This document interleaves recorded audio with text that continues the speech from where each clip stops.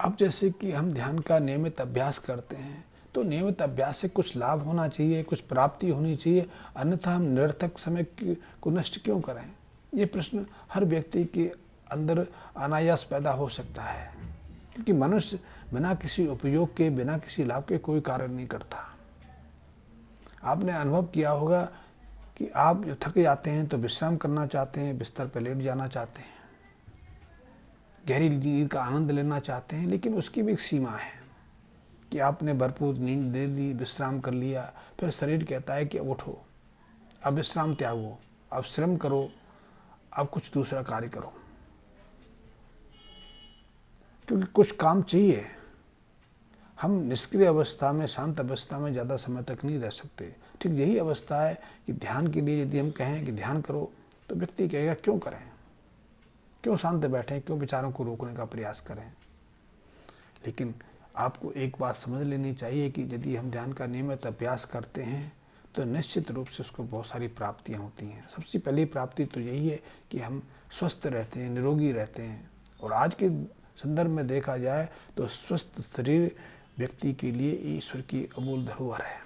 पहले ज़माने में तो व्यक्ति स्वास्थ्य को पहले जो सबसे परम निधि मानता था। आज भी परम निधि है, यद्यपि हम आज परम निधि के रूप में धन को ज़्यादा महत्व देने लगे हैं। इसलिए हर व्यक्ति अपने सामर्थ्य से ज़्यादा श्रम करके धन अर्जित करना चाहता है। लेकिन क्या कभी आप सोचते हैं कि आपके पास इतना धन हो जाए और स्वस्थ ना हो?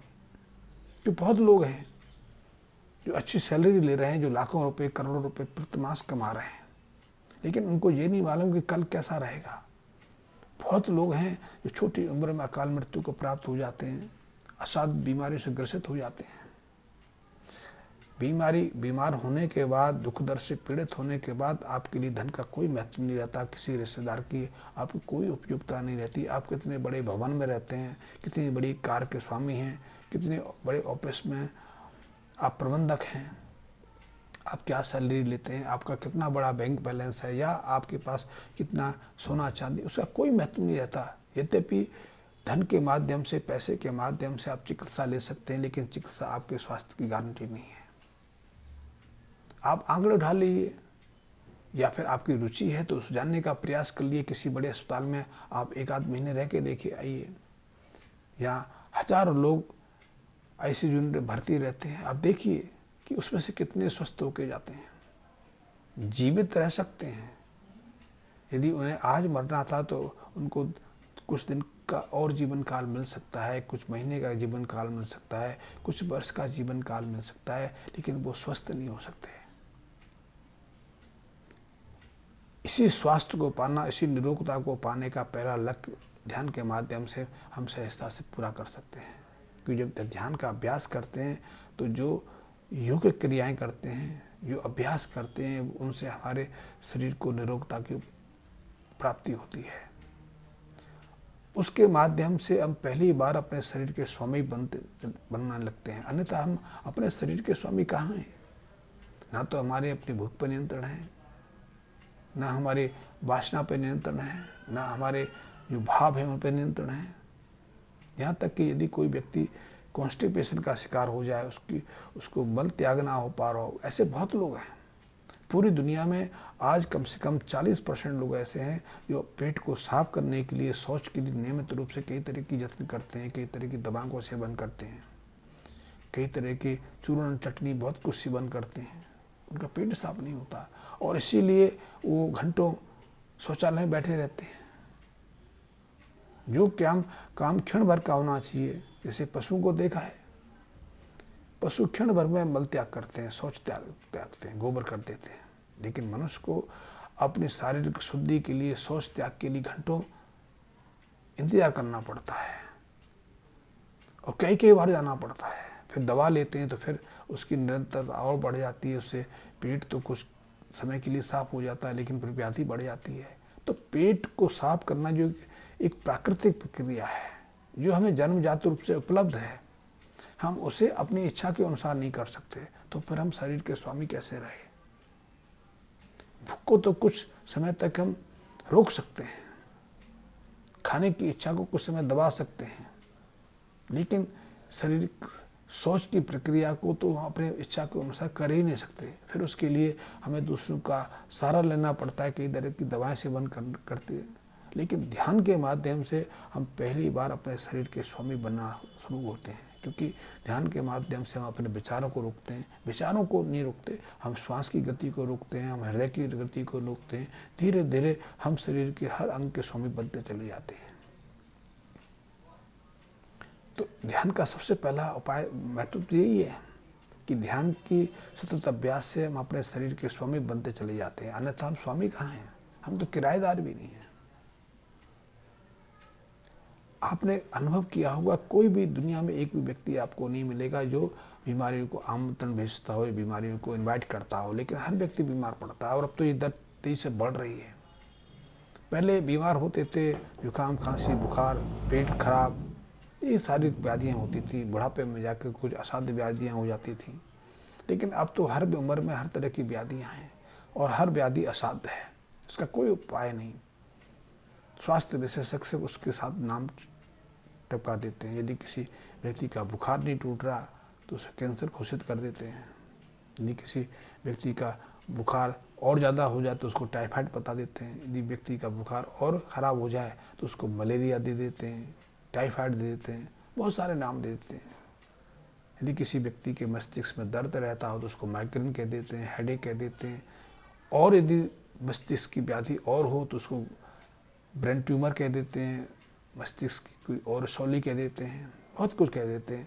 वो नाम चिपकाते रहते हैं, लेकिन किसी व्याधि को सटीकता से जान नहीं पाते, क्योंकि वो हम स्वयं अपने शरीर के मालिक नहीं, तो हमारे शरीर का दूसरा कैसे स्वामी हो सकता है। यही चल रहा है। लेकिन ध्यान के माध्यम से हम अपने शरीर के स्वामी बनते चले जाते हैं।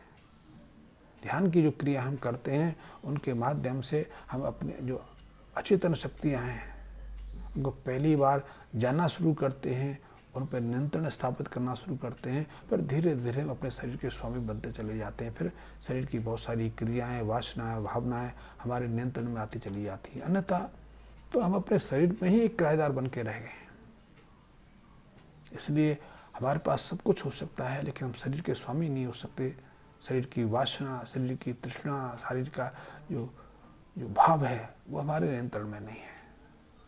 मैंने एक कॉन्स्टिपेशन की बात की। कॉन्स्टिपेशन की बात छोड़ो, नींद जैसी स्वाभाविक प्रक्रिया जिसे हम बहुत आनंद से लेते हैं। जन्म के समय हम 18-20 घंटे की नींद लेते हैं, लेकिन इसी नींद के लिए आजकल बहुत लोग तरसते रहते हैं। जितनी संपन्नता हमारे अंदर आती जा रही है उतनी नींद हमसे वंचित होती चली जा रही है। हम इसे भौतिक सुख साधन कहते हैं। पहले हम श्रम करते थे तो कहीं भी नींद आ जाती थी। आज भी आप देखोगे एक मजदूर को, एक किसान को, वो कहीं भी किसी वृक्ष के नीचे सहजता से कच्ची जमीन पर, रेलवे स्टेशन पर कहीं भी सो जाता है। लेकिन आप इतने सुखद स्थितियों में, एसी में, पलंग पर आपको नींद नहीं आती। और ऐसी स्थिति आपकी नहीं, पूरी दुनिया में 35 से 40% लोगों की जो नींद ना आने की समस्या से पीड़ित हैं। और नींद ना आना हमारे शरीर की जो बायोलॉजिकल सिस्टम है उसको पूरी तरह डिस्टर्ब कर देता है, हमें मानसिक रूप से बीमार कर देता है। हमारे शरीर में शिथिलता रहती है, हमारी जो मेटाबॉलिक क्रिया हैं वो अस्त व्यस्त होती चली जाती हैं। यहाँ तक कि कैंसर के लिए भी नींद न आने कारण को एक कारण माना जाने लगा है। जो लोग कम नींद लेते हैं उनकी सारी क्रिया अस्त व्यस्त हो जाती हैं। इसलिए नींद जैसी स्वाभाविक क्रिया के लिए भी हम तरस जाते हैं, लेकिन ध्यान के माध्यम से तो हम नींद का ही अनुभव नहीं लेते, क्योंकि नींद को भी जानना समझना बहुत महत्वपूर्ण है। नींद कोई क्रिया नहीं है कि आंख बंद कर ली, शीतल पड़ गए कि नींद आ गई। नींद तो एक विस्तृत क्रिया है और इसको जानने के प्रयास बहुत गंभीरतापूर्वक हो रहे हैं। नींद का अर्थ है कि हमारी पूरी प्रत्येक कोश का सुषुप्ति में जाए, शांति अवस्था में जाए। प्रत्येक कोशिका की जो गतिविधि है कुछ क्षण के लिए शांत हो। और जब ये अवस्था में प्राप्त होती है तभी तो हम निरोगता प्राप्त करते हैं। अन्यथा हम नींद तो ले लेते हैं लेकिन तनाव युक्त रहते हैं, तनाव युक्त उठते हैं, हताश उदास उठते हैं, आलस्य से भरे रहते हैं, मन में चिड़चिड़ापन का भाव रहता है, जोश नहीं रहता, वो उत्साह नहीं रहता जो रहता था। जब तक ये उत्साह ना है, जोश ना है, जो उमंग ना है, तब तक नींद का क्या महत्व। बहुत लोग हैं घंटों तक सोचते रहते हैं। वैसे स्वास्थ्य विशेषज्ञ कहते हैं कि एक वयस्क व्यक्ति को 7-8 घंटे की नींद सफिशिएंट है, लेकिन कुछ लोग तो 10 घंटे 12 घंटे तक सोचते रहते हैं, फिर भी आलस से भरे रहते हैं। उनके मस्तिष्क के अंदर भी वो तीव्रता नहीं रहती जो नींद की बात होनी चाहिए। उनके अंदर तो तरोताजापन नहीं आता जो नींद के माध्यम से होना चाहिए। लेकिन ध्यान के माध्यम से जब ध्यान में बैठते हैं तो आपकी पूरी शरीर की जो कोशिका हैं वो शांत मुद्रा में रहती है, वो नींद की आनंद की अनुभूति को प्राप्त करती है। इसीलिए आप ध्यान के माध्यम से आप अपने को न केवल तरोताज़ा और स्फूर्तिवान अनुभव करते हैं, बल्कि प्रत्येक ध्यान की अनुभूति के बाद आप अपने को ज़्यादा युवा, ज़्यादा तेजवान अनुभव करने लगते हैं। उम्र से कम की एहसास आपको होने लगता है, क्योंकि ध्यान के माध्यम से आपके शरीर की प्रत्येक कोशिका शीतल अवस्था को प्राप्त कर लेती है। तो ध्यान के बहुत महत्व है। ये तो मैंने 1-2 प्रयोग बताए। ध्यान का आप सतत अभ्यास करते हैं तो आपके पास कोई समस्या नहीं रहती, क्योंकि हर समस्या का समाधान आपके पास रहता है। वैसे भी हर समस्या को आप ही सॉल्व करते हैं। आप किसी भी तरह की परेशानी से घिरे हों, चाहे वो स्वास्थ्य संबंधी हो, चाहे मुकदमा हो, परिवार हो, कोई भी तरह की समस्या हो, उस पर आप गंभीरतापूर्वक चिंतन मनन करते हैं, तो फिर आप उसका निदान करते हैं, समाधान ढूंढते हैं कि आपकी समाधान कहाँ से हो सकता है। आप किसी मुकदमे में फंस गए तो वो आप सोचते हैं किस वकील से आपको मिलना है, उसका क्या रास्ता निकालना है। परिवार में कलह है तो भी आप सोचते हैं, चाहे आप सैकड़ों लोगों से सलाह करें, लेकिन समस्या का समाधान आपके द्वारा ही आता है। लेकिन ध्यान तो वो अवस्था ही पैदा नहीं होने देता, क्योंकि ध्यान तो आपको हर समस्या का समाधान सहजता से दे देता है। वो समस्या कोई भी हो, पारिवारिक हो, धन संबंधी हो, व्यापार संबंधी हो, पढ़ाई संबंधी हो, कोई भी हो, उस हर समस्या का समाधान आप ध्यान की उन क्षणों में प्राप्त कर सकते हैं, क्योंकि ध्यान के दौरान आप अपने शरीर के स्वामी बनते हैं। ध्यान में आप ऐसी अवचेतन अवस्था में रहते हैं या संसार आपके सामने एक खुली किताब बन जाता है। तो ध्यान बहुत महत्वपूर्ण है।